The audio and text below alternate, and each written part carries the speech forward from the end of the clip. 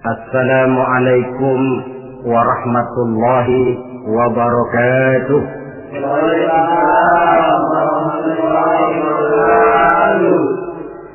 Alhamdulillah, wassalatu wassalamu ala sayyidina Rasulillah, sayyidina wa maulana Muhammad ibn Abdullah wa ala alihi wa sahbihi wa man tabi'ahu wa wala. Subhanaka la ilma lana illa ma 'allamtana innaka antal alimul hakim. La haula wa la quwwata illa billahil aliyyil azim. Amma ba'd. Saudara-saudara hadirin kaum muslimin rahimakumullah.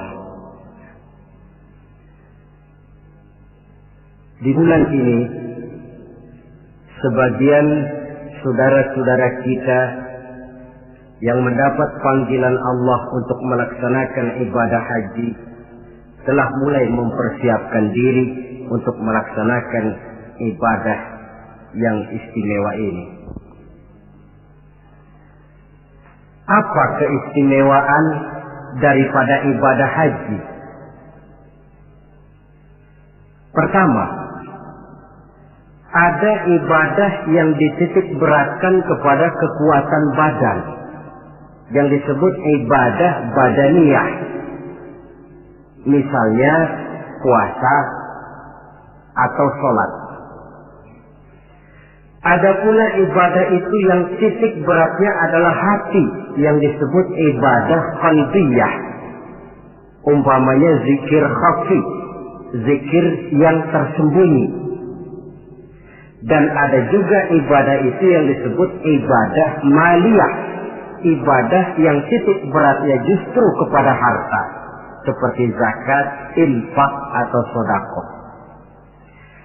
Adapun haji gabungan dari keseluruhannya, ibadah badaniyah, qalbiyah, maliyah. Badan ikut melaksanakan, hati turut juga, harta pun keluar. Bahkan kurang salah satu daripadanya, jelas tidak akan bisa terlaksana ibadah ini. Umpamanya badan sehat, hati pengen benar bikin uang, tidak punya, terpaksa bengong. Atau uang ada, badan sehat, tapi hati belum kepengen. Barangkali ke New York sampai, ke London, Paris, mondar-mandir, tapi ke Mekah nggak bisa sampai. Lantaran hati itu yang memang belum pengen.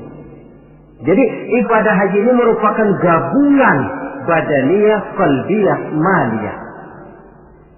Yang kedua, ibadah-ibadah yang lain jikalau sudah sampai waktunya bisa dikerjakan di berbagai tempat. Ramadan kalau sudah masuk waktunya, mau puasa di Jakarta bisa, di Bandung boleh, di Bogor pun jadi. Zakat kalau sudah sampai haul dan nisabnya, mau dikeluarkan di rumah bisa, di kantor pun boleh. Tidak demikian dengan haji. Dia hanya bisa dikerjakan pada waktu tertentu dan di tempat yang tertentu juga.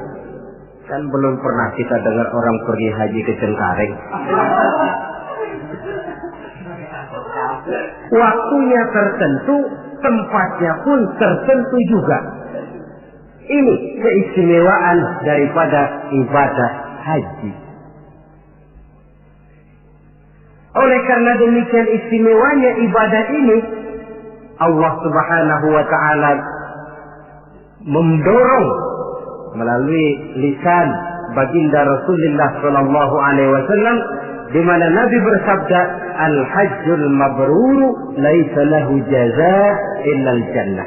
Bahwa haji yang mabrur tidak ada balasan lain dari Allah kecuali surga.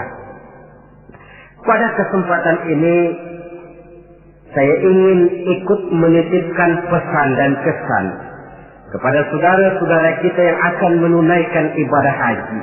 Apa yang sebaiknya dipersiapkan? Pertama, dan ini yang terpenting, niat.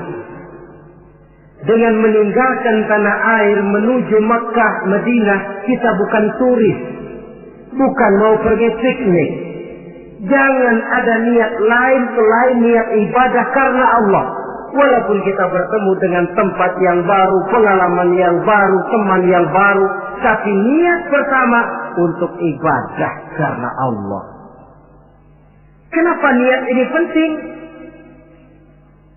Kadang-kadang maklumlah, begitu turun di Jeddah, masuk ke pasar, sudah virus yang dicari, permadani yang dibeli, padahal haji belum lagi mulai, sudah cincin diributi.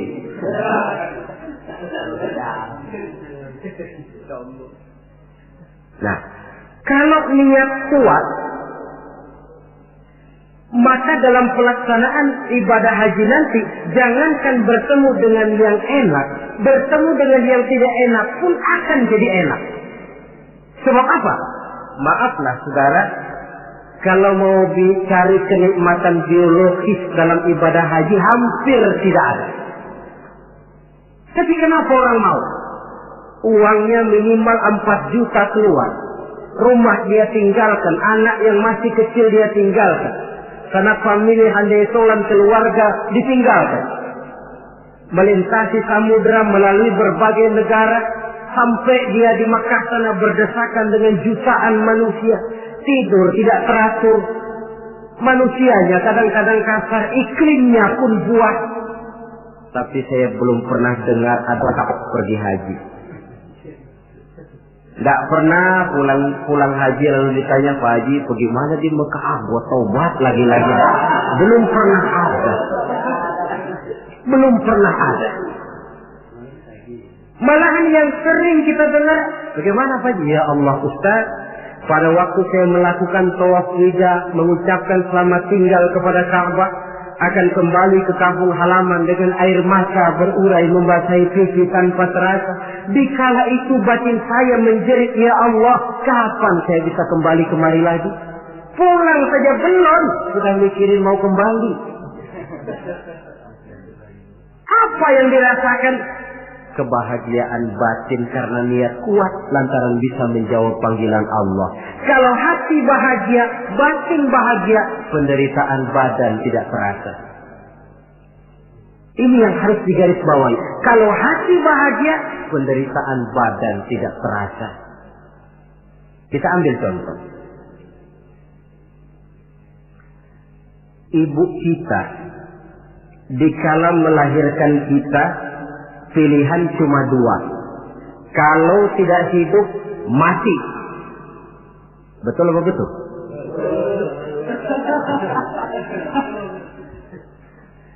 Di tengah kesakitan, penderitaan, dan kepedihan dia lahirkan anaknya dengan untayan air mata. Begitu anak lahir dengan selamat, di tengah kepedihan tiada tara, si ibu senyum. Alhamdulillah, anak saya lahir dengan selamat. Sakit, pedih, menderita, tapi kalah oleh kebahagiaan hati melihat anaknya lahir dengan selamat. Kan gak ada ibu begitu anaknya lahir lalu ditunjuk gara-gara kamu sialan. Gak ada.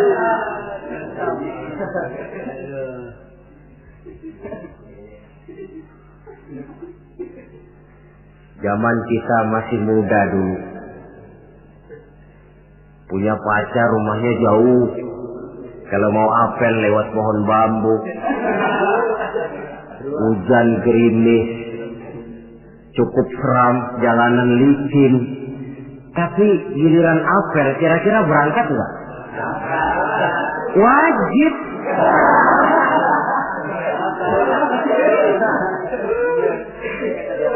Hilang rasanya itu jauh. Tidak seram lewat pohon bambu, gerimis malah menambah keindahan. Kenapa? Lantaran hati bahagia. Kalau hati sudah bahagia, penderitaan badan tidak terasa. Itulah pentingnya niat. Kalau memang niat lemah, yang dekat pun terasa jauh. Tapi kalau niat kuat, yang jauh akan terasa menjadi dekat. Dan oleh karena niat kuat, Allah akan memberikan jalan. Yakinlah itu. Saudara, ketika saya melaksanakan ibadah haji, Saya bikin haji ifrat, masuk Mekah itu orang sudah berkumpul di Mekah. Tapi saya memang punya niat kuat, bagaimanapun di dalam tawaf saya harus bisa mencium Hajarul Aswad. Padahal manusia jutaan, saya tawaf berdesak-desakan dengan jutaan orang. Niat kuat, saya harus bisa mencium Hajar Aswad. Apa yang terjadi? Sedang enak-enak saya tawaf, diseruduk orang Afrika yang tinggi gede. Diseruduk mental saya. Apa yang terjadi? Saya mental jatuh pas di depan Hajar Aswad. Orang Jawa bilang njilala. Njilala, kok ada jalannya? Diseruduknya sakit, tapi kok jatuhnya di situ? Oh, saya pikir Allah memberikan jalan karena niat yang kuat. Tidak cuma sekedar ibadah haji, ibadah apapun saja, ini fondasi utama, niat. Jika sudah rapuh niat, nilai ibadah tidak akan sampai kepada tingkat kesempurnaannya. Apalagi untuk melaksanakan ibadah haji ini. Jangan sampai ada niat, di Mekah nanti belanja jam tangan lebih murah. Atau nanti kalau sudah pulang kepengen pakai peci putih dipanggil Pak Haji, lalu siapa yang lewat cium tangan sama saya. Niat ibadah karena Allah, jangan sampai ketumpangan niat-niat lain yang bisa memalingkan kita daripada niatan ibadah itu sendiri. Satu. Yang kedua, apabila bapak, saudara, ibu-ibu sudah sampailah di tanah haram nanti, puas-puaskan di sana melaksanakan ibadah. Mumpung sudah ada di sana. Sebab itu kalau orang sudah ada kemampuan, jangan lagi ditunda bikin haji ini. Nabi ancam betul itu. Man kana lahu sa'ah falam yahus falyamut in sha'a yahudiyan wa in kana nasraniyan. Apabila orang sudah memiliki kemampuan untuk berhaji tidak dia laksanakan, dia boleh pilih mau mati secara Nasrani atau Yahudi. Imam Syafi'i berkata boleh juga ditunda sampai tahun depan, tapi dengan catatan. Pertama, jangan putus niat. Selalu niat bahwa tahun depan dia mau pergi haji. Yang kedua, dan ini yang berat, dia tidak boleh mati pada tahun itu. Ya kalau niat tidak putus boleh lah, tapi kalau tidak mati tahun itu, ini kan mesti bikin perjanjian sama malaikat maut, ini repot. Mumpung ada di tanah haram, apalagi di tempat-tempat yang mustajabah, di mana doa dijawab Allah, kuatkan diri melaksanakan ibadah. Mumpung ada di sana. Kapan lagi mau mengejar keuntungan sebesar itu? 1 rakaat di Masjidil Haram sama nilainya dengan 100.000 rakaat di masjid-masjid lain. Tahun depan belum tentu kita bisa kembali lagi. Taruh kata rezeki ada tapi umur belum tentu ada. Taruh kata umur sampai tapi rezeki belum tentu ada. Mumpung ada panggilan sudah sampailah kita di sana. Pusing-pusing dikit berangkat ke masjid, capek-capek dikit berangkat ke masjid. Puaskan hati dan diri melaksanakan ibadah. Kalau malas yang diperturutkan, kan rugi, sudah buang waktu, tenaga, harta, tapi nilai ibadah tidak seperti yang diharapkan. Jadi yang kedua, mumpung ada di sana, puas-puaskan diri melaksanakan ibadah. Yang ketiga, kalau nanti sudah sampai di tanah haram, entah di Mekah dan Madinah, orang bilang Mekah Madinah itu taman mini akhirat. Artinya apa? Di sana orang harus jujur kepada diri sendiri. Kalau menemukan berbagai kesulitan, jangan mencari kambing hitam. Jangan mencari sebab pada diri orang lain. Cari sebab pada diri sendiri. Kalau di sini kan kita bisa saja berkata, gara-gara lu sih begitu, gue jadi begini. Orang lain kita kambing hitamkan. Di sana kalimat macam itu tidak berlaku. Semua kesulitan, semua hal-hal yang tidak menyenangkan yang menimpa kita, carilah sebab di dalam diri sendiri. Itu obat yang paling mujarab. Sebab kita ke sana memang dengan pengakuan segala dosa. Seperti kata Abu Nuwas dalam syairnya, Ilahi abdukal asi ataka. Wahai Allah, hambamu yang penuh maksiat, berlumur noda dan dosa ini datang menghadapmu ya Allah, memohon ampunan dan taubat dari seluruh dosa. Kata perbuatan yang tidak terkontrol akan mendatangkan kesulitan dan obatnya tidak lain taubat. Saya punya seorang teman. Dia di sini nggak pernah kemana-mana. Begitu masuk Mekah jalan-jalan melulu. Temennya kasih tahu, Ji, jangan jalan-jalan melulu, nanti susah dicari kalau ada perlu. Nepuk dada. Anak Betawi nih nggak bakalan keder katanya. Sudah selesai dia jalan-jalan mau kembali ke rumahnya, putar-putar nggak pernah ketemu tempat dia tinggal. Sampai 2 hari. Akhirnya dia bertemu seorang syekh. Tuan syekh, bagaimana saya ini? Sudah 2 hari mau pulang nggak ketemu rumah. Nah, kamu memangnya kenapa? Dia pikir-pikir, saya juga sih, lidah ini nggak terjaga. Pakai nepuk dada, nggak bakalan salah jalan lah, nggak bakalan keder lah. Nah, sana kau masuk Masjidil Haram, tawaf, sembahyang sunnah, sujud di depan Ka'bah, akui dosa dan kesalahan. Dia masuk tawaf, sholat sunnah, sujud di hadapan Allah, mengakui kesalahannya, keluar dari Masjidil Haram, kelihatan rumahnya. Itu yang saya maksud taman mini akhirat. Baik kata, baik perbuatan harus dijaga, dikontrol, jangan sampai masuk dalam apa yang dipesankan Allah. La rafasa wala fusuqa wala jidala fil hajj. Di dalam melaksanakan ibadah haji itu jangan sampai ada rafas. Rafas, kata-kata kotor, kata-kata yang bisa menimbulkan rangsangan.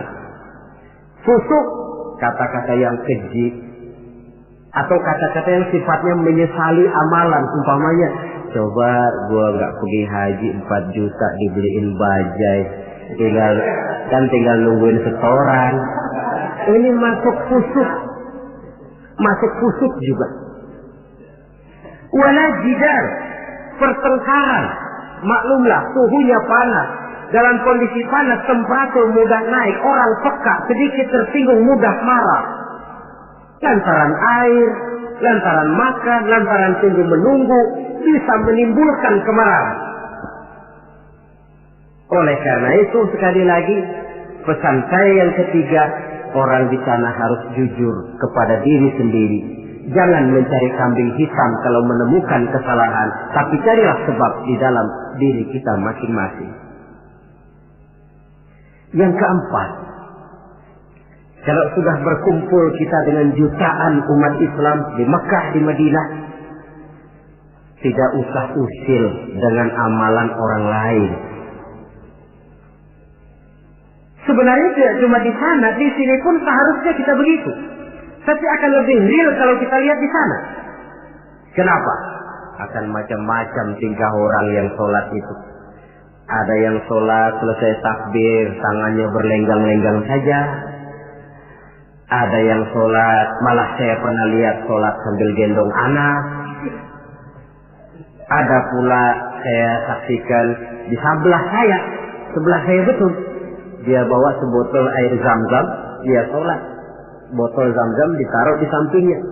Waktu dia lagi ruku, botolnya ketendang orang, menggelinding ke depan. Sambil ruku dia samperin tuh botol. Dia ambil, dia taruh lagi di sampingnya, dia terusin sholatnya. Apa lalu kita harus mencak-mencak sampean sholat begitu? Tidak betul. Kembalikan saja kepada ajaran Allah. Lana a'maluna walakum a'malukum. Kami akan mengerjakan amalan yang kami yakini benarnya. Tuhan pun persilakan mengamalkan amalan yang Tuhan yakini benarnya. Tidak usah usil dengan amalan orang. Ini juga seharusnya kita wujudkan dalam kehidupan di sini. Sebab apa? Maaf. Dalam proses perkembangan Islam di Indonesia, dia tidak pernah sunyi dari orang yang tidak senang melihat dia tumbuh dan berkembang dengan pesat. Orang yang tidak senang tentu berusaha bagaimana memporak-porandakan Islam ini. Menghantam Islam terang-terangan jelas tidak mungkin dan tidak berani. Kenapa? Bagaimanapun kondisinya umat Islam, bagaimanapun bodohnya umat Islam, ada satu hal yang positif. Apa itu? Fanatisme agama. Dia masih sanggup ngomong, Mas, gua emang kagak sembahyang, tapi agama gua lu acak-acak, gua bacok.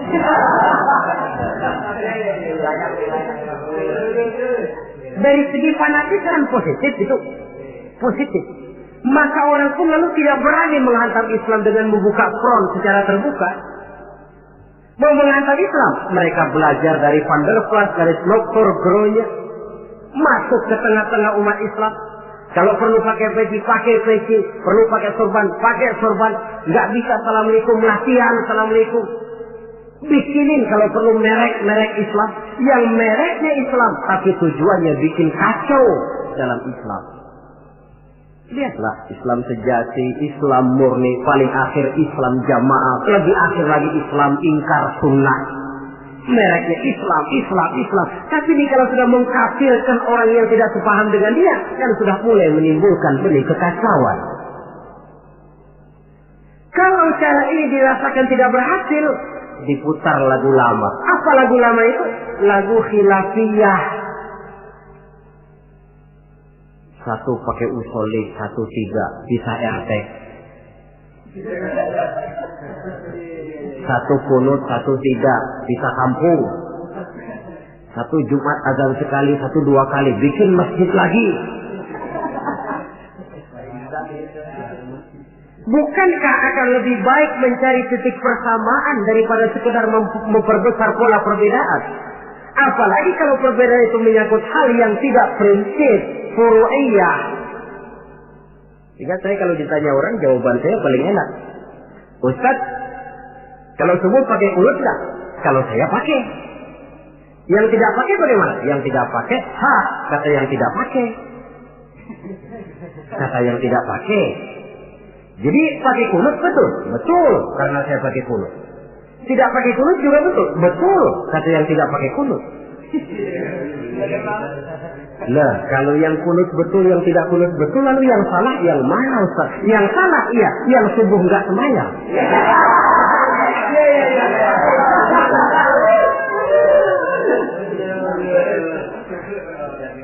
Daripada ribut kita mempertengkarkan kunut, kan lebih baik membicarakan bagaimana teman-teman kita yang belum subuh supaya sholat subuh. Proyek garapannya ada, sasarannya jelas. Hal-hal yang menyangkut khilafiyah semacam ini sampai kiamat tidak akan pernah selesai. Sebaiknya memang tidak usah usil dengan amalan orang, dan ini dicontohkan benar di dalam pelaksanaan ibadah haji. Kita lihatlah mereka yang sholat dengan tingkah macam-macam, dengan pola macam-macam. Apa lalu kita harus ngotot mempertahankan cara ini tidak betul? Oh, terlalu riskan. Jadi bapak, saudara, ibu yang nanti di sana melihat pengalaman macam-macam, tidak usah usil dengan amalan orang. Mari kita amalkan apa yang kita yakini benarnya. Yang kelima, pesan saya kepada jamaah haji, ibadah haji itu ibadah yang berat. Oleh karena itu, orang melaksanakan haji itu harus bawa sabar yang sebanyak-banyaknya. Sabar yang tidak ada batasnya. Banyak kasus terjadi karena kurangnya kesabaran. Kadang-kadang sepasang suami istri, dia mau tawaf, kata suaminya, Bu, saya mau bikin tawaf sunnah. Kau tunggu saja di tiang sebelah sini, jangan kemana-mana. Istrinya setia nunggu di tiang itu. Padahal semua tiang di Masjidil Haram bentuknya hampir sama. Si suami pun tawaf berputar mengelilingi Ka'bah. Karena tawaf berputar, pada akhirnya selesai tawaf, istrinya ditaruh di tiang sebelah sini, dia cari di tiang sebelah sana.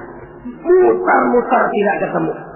Setelah ketemu capek, muka sudah merah, keringat bercucuran, marah setengah mati si suami. Kau sudah saya bilang jangan jalan kemana-mana, masih jalan juga.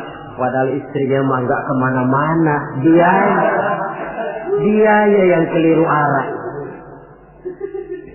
kadang karena air, kadang karena makanan. Hal-hal yang sedikit menyebabkan kita peka, mudah sekali dengan watak marah. Dikala berpakaian ihram, sabar meninggalkan hal-hal yang menjadi pantangannya. Saya tidak bicarakan soal manasik, tata tertib pelaksanaan ibadah haji, karena manasik itu kalau diteorikan kelihatannya sulit, tapi kalau dipraktekkan nyatanya akan mudah. Saudara hadirin yang saya hormati, sabar itu kan tempatnya 3. Pertama, sabar dalam taat. Yang kedua, sabar di dalam meninggalkan maksiat. Yang ketiga, sabar pada waktu menghadapi musibah. Sabar dalam taat apa? Misalnya puasa. Biar lapar melilit perut, biar haus mencekik kerongkongan, kalau maghrib belum berbunyi jangan sentuh makanan. Sabar dalam taat. Begitu juga kita ketika terbungkus pakaian ihram, tidak boleh bercukur, tidak boleh menggunting kuku, tidak boleh membunuh binatang. Sabar di dalam taat. Yang kedua, sabar dalam meninggalkan maksiat. Umpamanya, kita tadinya penggemar minuman keras, taubat, meninggalkan minuman keras. Itu pun perlu kesabaran. Sebab apa? Orang macam-macam. Dia tahu kita bekas peminum, diledeklah kita. Yuk minum yuk. Alah, sekarang aja. Kemarin kan lu yang sukongin. Yang kemarin memerlukan kesabaran. Yang ketiga, sabar pada waktu menghadapi musibah, kesulitan. Apa konsepsi sabar yang hakiki dalam Islam? Sabar yang dijelaskan dalam Al-Quran ialah allazina idza asabathum musibah qalu inna lillahi wa inna ilaihi raji'un. Orang yang sabar ialah orang yang apabila terkena suatu musibah kembali kepada prinsip dasar inna lillahi wa inna ilaihi raji'un. Kami berasal dari Allah dan kami akan kembali kepada Allah. Bukan cuma pengucapannya tapi penghayatannya. Kalau suatu saat kita terkena musibah, kembali kepada konsepsi dasar inna lillahi wa inna ilaihi raji'un. Kami berasal dari Allah dan kami akan kembali kepada Allah. Bukan cuma sekedar ucapannya, tapi penghayatan kepada kalimat itu. Misalnya apa? Kalau suatu saat kita kehilangan harta, kembali kepada inna lillah. Dulu pun ketika saya hadir ke alam ini saya tidak bawa harta. Kalau sekarang hilang, inna lillah wa inna ilaihi raji'un. Kalau suatu saat kita harus melepaskan pangkat dan jabatan yang kita cintai, kembali kepada konsep inna lillah. Dulu pun ketika lahir ke alam ini tidak ada pangkat dan jabatan yang saya bawa. Kita kadang-kadang dapat musibah, ditinggal mati, sedih, innalillahinya tidak mau berhenti dari mulutnya, tapi nangisnya pun juga tidak mau berhenti juga. Penghayatan kepada kalimat itu yang berkurang. Jadi jikalau sadarlah kita dari Allah kembali kepada Allah. Dalam kata kita ini termasuk pangkat, jabatan, harta, semua yang kita miliki. Dari Allah berasal kepada Allah juga dia kembali. Artinya sudah punya satu fondasi menghadapi musibah. Sebab beratnya suatu pukulan akan terasa agak ringan kalau kita sudah siap, ketimbang kita tidak siap walaupun bobot pukulannya sama. Karena itu melaksanakan ibadah haji harus dilantar belakangi dengan kesabaran yang hampir tidak ada batasnya. Inilah pesan saya. Kemudian kesan-kesan yang kita dapatkan dari pelaksanaan ibadah haji, saudara. Pertama, dengan melaksanakan ibadah haji itu kita akan melihat langsung sumber tempat timbulnya agama. Melihat tempat di mana Rasulullah dilahirkan. Melihat tempat di mana wahyu pertama kali diturunkan. Melihat tempat medan terjadinya perang Badar, perang Uhud. Dari menyaksikan langsung tempat timbulnya agama, timbul at-tamalluk ad-diniyah. Rasa memiliki agama. Sense of belonging. rasa kecintaan kepada agama dengan mengadakan analogi dan perbandingan.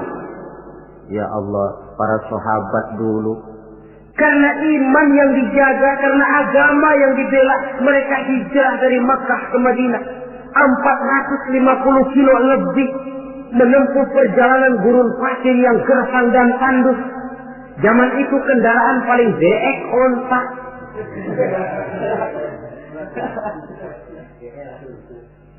Untuk menegakkan akidah, melaksanakan syariat, mereka harus perang. Kita ini melaksanakan agama ibarat nasi mas tinggal nyuap. Rasul, para sahabat, generasi kemudian yang berjuang dengan untayan air mata, cucuran keringat, bahkan aliran darah.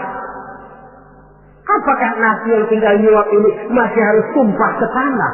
Alangkah sayangnya melihat langsung sumber tempat timbulnya agama.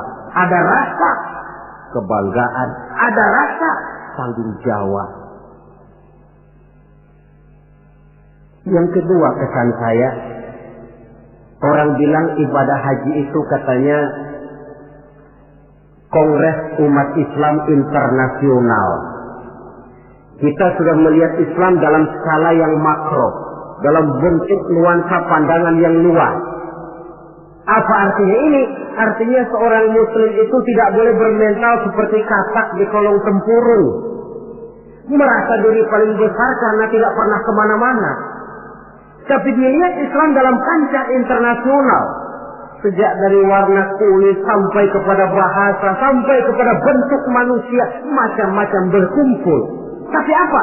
Dibungkus dengan pakaian yang sama, membaca bacaan yang sama, melaksanakan ibadah yang sama, menyembah Allah Tuhan yang sama, membaca bacaan yang sama. Dari sekian persamaan timbul ikatan spiritual bahwa muslim bersaudara, bahwa Islam ini luas. Bukankah sering terjadi kadang-kadang orang melihat Islam seperti orang buta melihat gajah? Frame of reference, kacamata pandangan yang dia gunakan sipit. Ada 3 orang buta dilepas ke kebun binatang, disuruh kenal gajah. Saya yakin laporannya pasti lain-lain. Kata orang buta pertama, lapor. Gajah tipis lebar kayak kipas. Kenapa? Karena yang dia pegang cuma kupingnya. Orang buta kedua tentu ngotot. Salah. Yang betul saya, gajah gede tinggi kayak pohon kelapa. Sebab yang dia pegang kakinya. Orang buta ketiga ngotot. Dua-duanya salah, Pak. Yang paling betul mah saya. Kalau gajah mah Pak, kecil panjang kayak ular. Sebab yang dia pegang ekornya. Salahkah mereka? Tidak salah, cuma datanya kurang lengkap. Bahwa gajah macam kipas, betul telinganya. Bahwa gajah macam ular, betul ekornya. Tapi gajah secara total adalah gajah yang bukan kipas, bukan ular, bukan pula pohon kelapa. Ini yang fisik dan tidak mendidik, kadang-kadang baru kenal kuping gajah, kemana-mana sudah pidato. Saudara-saudara, gajah tipis lebar kayak kipas. Diundang lagi ke tempat sebelah sana, begitu lagi pidatonya. Buat orang yang sudah kenal gajah, dia diketawain. Belum buat orang yang belum kenal gajah, dia malah menyesatkan. Dua-duanya sama tidak mendidiknya. Nuansa pandangan yang luas. Yang ketiga, kesadaran hidup. Dari mana ini dimulai? Dari pertanyaan dikala kita merenung di padang Arafat yang terhampar luas membentang, sejauh mata memandang cuma tenda-tenda putih dua yang nampak. Dari mana kita datang? Di mana kita sekarang? Mau kemana kita akan pulang? Dikala itu air mata berurai membasahi sisi tanpa terasa. Inilah barangkali taman miliknya padang mahsyar di akhirat nanti. di mana kita melepaskan semua status sosial. Dikala itu jenderal tidak akan dipanggil jenderalnya, dikala itu yang intelek dan yang awam tidak tahu lagi kita, dikala yang kaya dan yang miskin sudah sulit dibedakan. Bukankah itu pantulan daripada kehidupan yang pasti akan kita temui? Lalu dunia ini apa? Persis kalau diibaratkan dunia ini cuma sekedar sebuah panggung sandiwara. Sang sutradara Allah Subhanahu wa ta'ala, penonton malaikat, panggung sandiwaranya dunia ini, pemainnya seluruh manusia, skenarionya Quran dan Sunnah. Sutradara berjanji kepada pemain-pemain yang bermain dengan baik sesuai dengan petunjuk dalam skenario Quran dan Sunnah akan diberikan piala Kisra berupa surga. Tapi mereka yang menyimpang dari teks skenario sampai panggung sandiwara kacau, mereka pun akan mendapat imbalan yang sesuai. Saya Ustaz, ini peran saya dalam panggung sandiwara dunia ini. Saudara pegawai, saudara pedagang, saudara seniman, peran yang sedang kita pegang. Peranan kita pasti akan selesai dengan dua kemungkinan. Pertama, memang skenario-nya mengharuskan peranan kita sampai di situ. Selesai. Itu apa itu? Ajal. Yang kedua, panggung sandiwaranya yang memang sudah harus dibongkar. Apa itu? Kiamat. Jikalau panggung sandiwara ini sudah dibongkar, jikalau dalam teks memang peranan kita sudah habis sampai di situ, kembalilah kita kepada sang sutradara. Apa lagi yang kita bawa? Kata Nabi, yutba'ul mayyitu salasah. Orang jikalau dia mati, selesai peranannya, yang mengantar ke kuburnya tiga. Ahluhu wa maluhu wa amaluhu. Hartanya, keluarganya, amalnya. Gantar dia ke kubur. Tapi yang dua pulang lagi. Siapa yang pulang lagi? Pertama ahluhu, keluarganya. Tidak seorang keluarganya yang bagaimana cintanya kepadanya yang mau ikut masuk ke dalam. Istrinya yang katanya sayang betul sama dia, yang waktu muda dulu pernah berjanji buat hidup semati di bawah pohon pete dengan senandung irama. Dikala muda dia berkata, "Bang, apalah artinya hidup ini tanpa engkau di sisiku, Bang? Hampa rasanya hidup ini." Tapi ketika suami masuk ke liang lahat, dia akan berkata, "Sampai sini saja Mas, saya ngantar emas. Saya rela Mas berangkat duluan." Temannya yang katanya sayang betul sama dia, waktu kuburnya diuruk paling keras injekin tanahnya.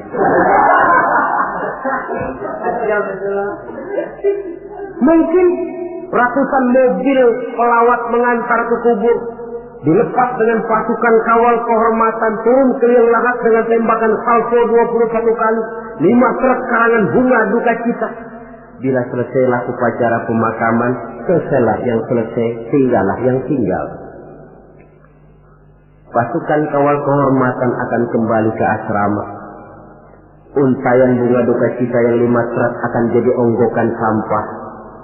Tembakan salvo yang 21 kali tidak akan sempat membuat Munkar Nakir jadi mundur. Pada kira kalau sudah ada salvo lalu Munkar Nakir pikir, gua kagak jadi tanya dah.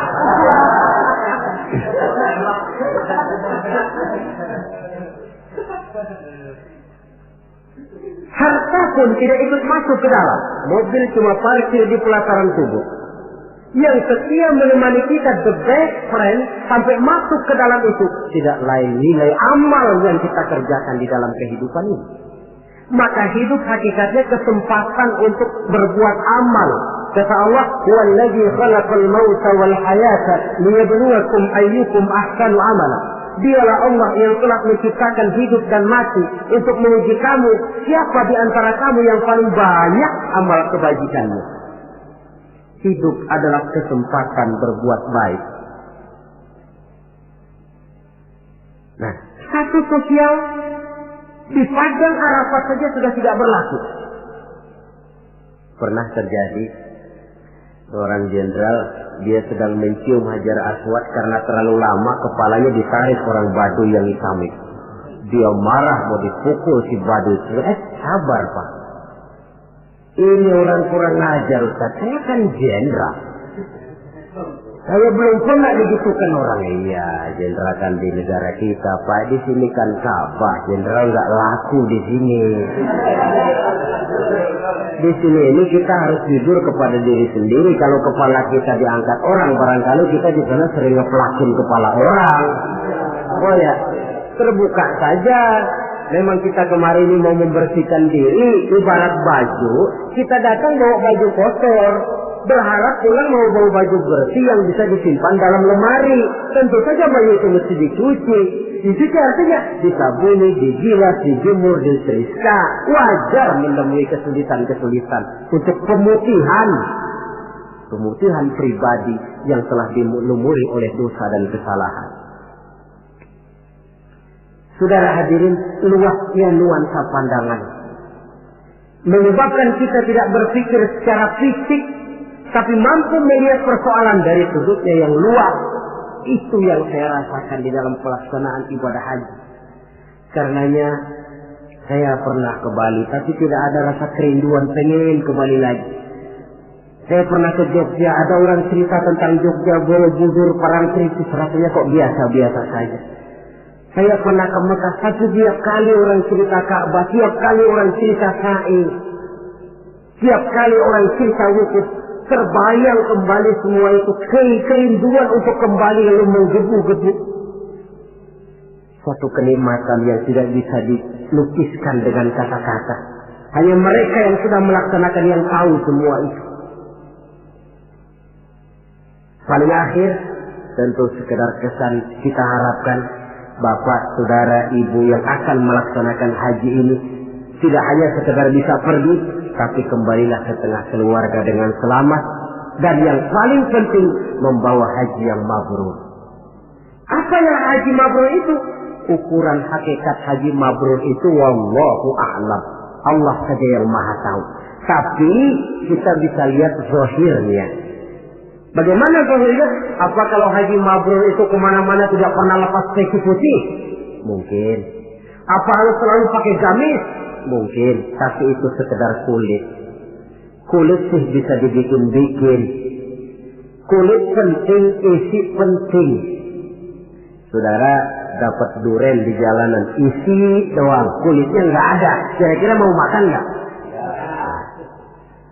Jadi kulit penting, isi penting. Lebih penting daripada kulit adalah isi. Artinya apa?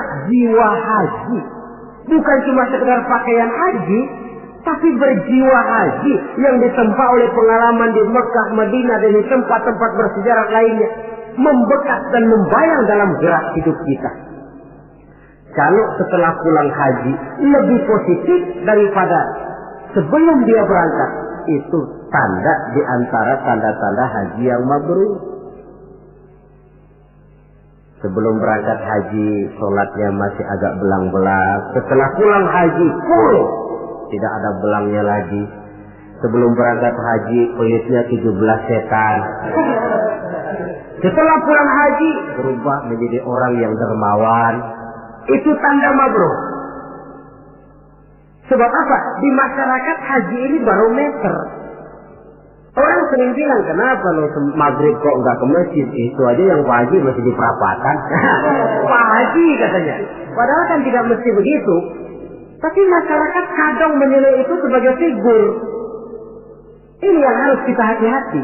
Makanya tidak heran dalam komposisi rukun Islam, ibadah haji diletakkan yang kelima. Kenapa?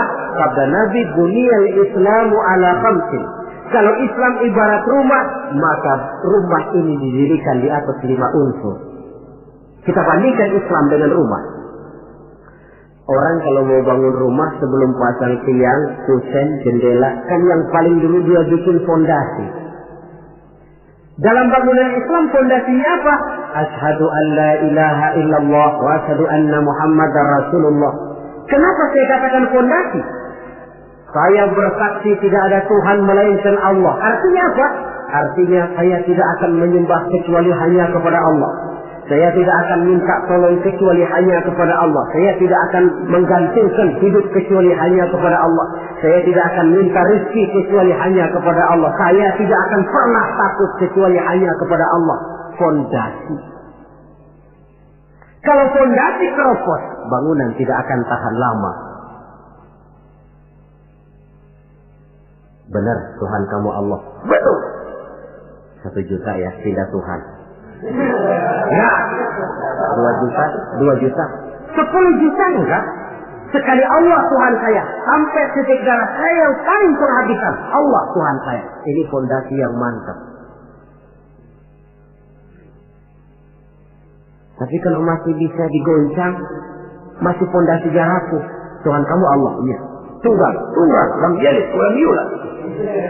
Ya, atur aja dah. Gimana kalau kita atur? Gimana ya? Pikir-pikir dulu. Masih pikir-pikir dulu pun merupakan ciri akan rapuhnya fondasi. Nah, kalau fondasi sudah siap, baru mulai naik pasang tiang. Dalam bangunan Islam yang jadi tiang apa? As-salat, ibaduddin. Salat, tiang agama. Tiang pokok 5. Zuhur, asar, maghrib, isya, subuh. Tapi supaya bangunan ini kuat, ada tiang-tiang tambahan. Tahajud, hajat, istikharah, duha. Tiang-tiang tambahan supaya rumah kuat. Tapi jangan lupa, tiang diri di atas fondasi. Kalau fondasi miring, tiang ikut miring. Hanya orang sembahyang kan macam-macam. Ada yang harian, ada yang mingguan, ada yang tahunan. Yang harian itu ada yang mulus, ada yang belang-belang. Kalau yang belang, zuhur kena, asar out. Asar ketangkap, maghrib hilang. Maghrib kepegang, isya terbang. Ada yang mingguan, Jumat aja modal. Ngancam bener kalau sama Jumat. Ada yang tahunan, Idul Fitri sama Idul Adha. Yang tahunan itu lumayan daripada yang polos. Saudara-saudara, fondasi sudah, tiang sudah. Kalau rumah supaya ada batasnya kan perlu pagar, dinding. Yang menjadi dinding kata Nabi, asyamu junnatun. Puasa adalah dinding, benteng. Kenapa? Esensi puasa kemampuan mengendalikan nafsu. Kalau orang hidup tidak sanggup dan mampu mengendalikan nafsu, ada benteng, pagar, nggak ngacak-ngacak kebun orang. Tahu batas mana yang dia berhak dan tahu batas mana yang dia tidak punya hak. Kemampuan mengendalikan nafsu. Nah, sudah, fondasi sudah, tiang sudah, pagar sudah, rumah supaya bersihkan harus ada jendela, pintu, lubang angin, kamar mandi yang fungsinya membersihkan. Dalam agama yang fungsinya membersihkan zakat. Kalau dia zakat mal, dia bersihkan harta kita. Dia zakat fitrah, bersihkan jiwa kita. Zakat hijarah, bersihkan tanam-tanaman kita. Makanya kalau orang muslim nggak mau bayar zakat, sama juga rumah nggak pakai pintu, nggak pakai jendela, nggak pakai lubang angin, nggak ada kamar mandi, panas, lekap. Kata orang kampungnya. Anak yang kecil tuh, adik-adik kita, kalau nggak dibayarin zakat fitrahnya, panas tuh anak, sangar.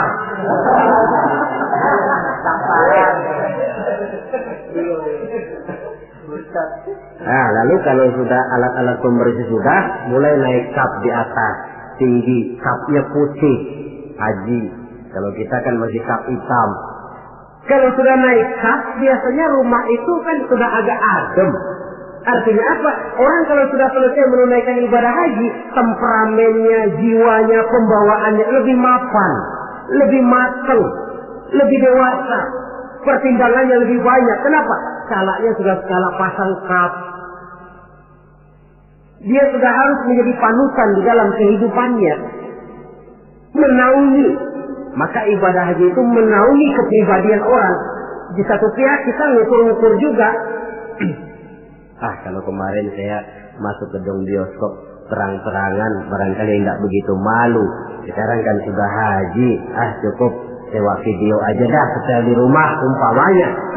Dari segi memelihara kepribadian, dia sudah merupakan satu benteng.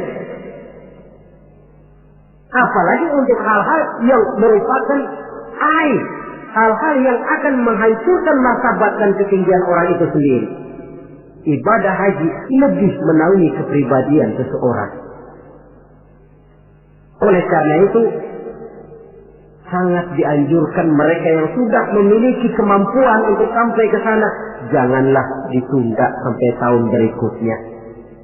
Orang berkata, Ustaz, saya belum bisa baca apa-apa, bagaimana? Berangkat. Soal di sana nanti membaca atau ada mutawif, ada mutawif.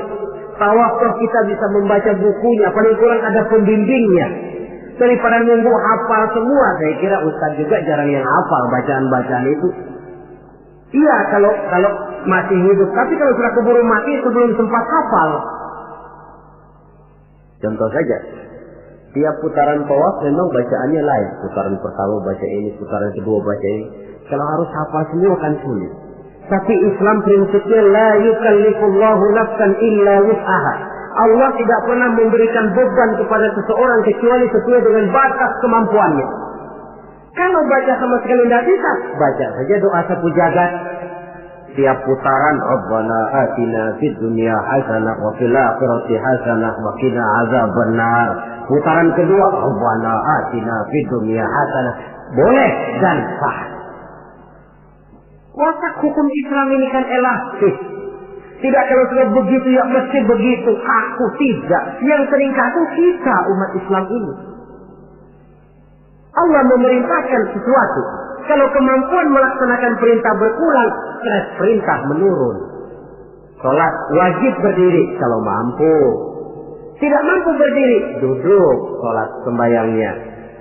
Kalau sembahyang duduk tidak bisa, berbaring. Kalau berbaring pun tidak sanggup, sembahyang dengan isyarat. Kalau sembahyang dengan isyarat masih tidak bisa, sembahyang dalam hati. Kalau sembahyang dalam hati tidak pula sanggup, disembayangin. Kalau dengan hati sudah tidak bisa kan sudah innalillahi namanya.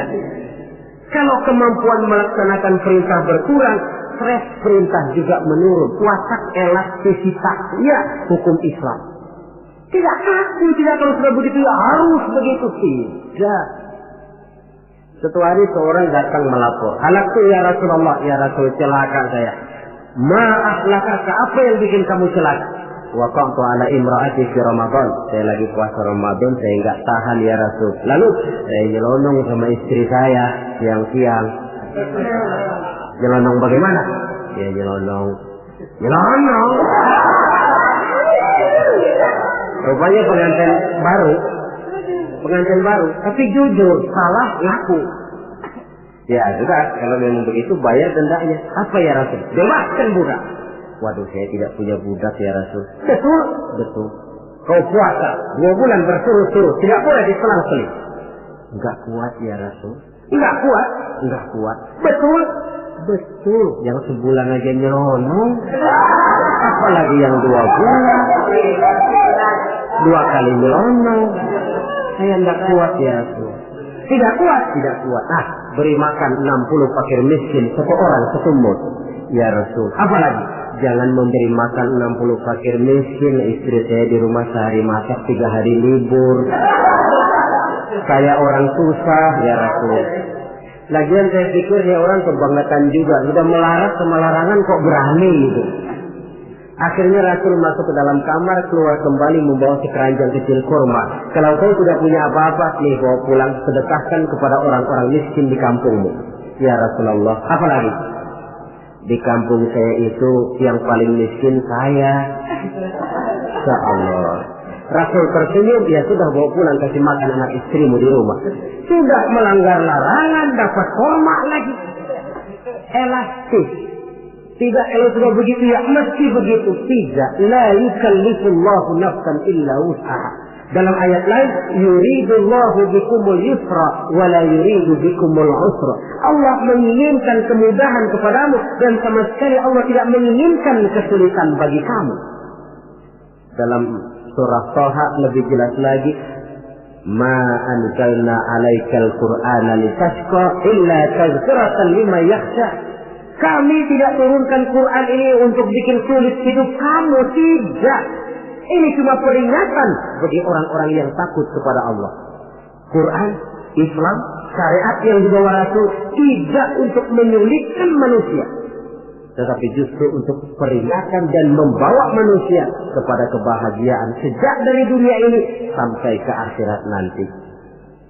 Oleh karena itu, tidak lain tentunya kita ikut mendoakan. Mudah-mudahan saudara-saudara kita yang tahun ini melaksanakan ibadah haji, semoga mereka selamat pulang perginya, kembali ke tengah-tengah keluarganya dengan membawa haji yang mabrur. Dan kita pun yang tahun ini belum beroleh panggilan, mudah-mudahan tahun depan atau tahun-tahun berikutnya dipanggil Allah, supaya kita juga bisa merasakan nikmatnya ibadah di Masjidil Haram, di Masjidil Nabawi, dan di tempat-tempat yang mustajabah lainnya. Sekianlah saudara-saudara pertemuan kita pada saat ini. Mudah-mudahan ada manfaatnya. Terima kasih banyak atas segala perhatian. Mohon maaf atas segala kekurangan. Maklumlah ibarat kata pepatah, wa qad yurja li jarhi sayfi bur'un wa la bur'u lima jarahal lisan. Kalau pedang lukai tubuh, masihkan ada harapan sembuh. Kalau lidah lukai hati, kemana obat hendak dicari. Untuk itu saya mohon maaf. Usikum wa nafsi bitaqwallah. Aqulu qawli hadza fa astaghfirullahal azim li wa lakum. Wassalamu alaikum warahmatullahi wabarakatuh.